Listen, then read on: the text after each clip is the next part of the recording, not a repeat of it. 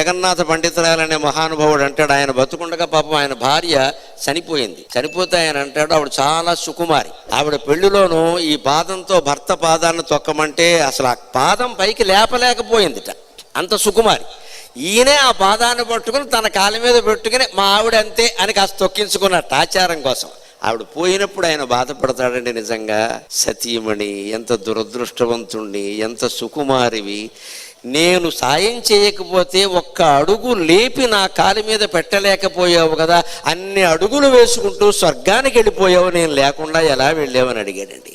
ప్రేమ అంటే ఇది, ప్రేమ అంటే ఇది. నేను లేకపోతే ఒక్క అడుగు ముందుకు వేయలేవు కదా, మా ఆయన ఎక్కడని అడుగుతావు కదా, మరి నన్ను వదిలిపెట్టి స్వర్గానికి ఎలా వెళ్ళావు, స్వర్గానికి ఎన్ని మెట్లు, ఎన్ని వేల మెట్లు ఎక్కాలి, నీ భర్త కూడా ఉండాలని నీకు అనిపించలేదా అన్నట్ట. ప్రేమ అంటే ఇది, కవిత్వం అంటే ఇది. నేను కూడా వచ్చేవాడిని కదా, నువ్వు నడవలేవు కదా, నీకు నేను సాయం ఉండాలి కదా, అదండి ప్రేమ.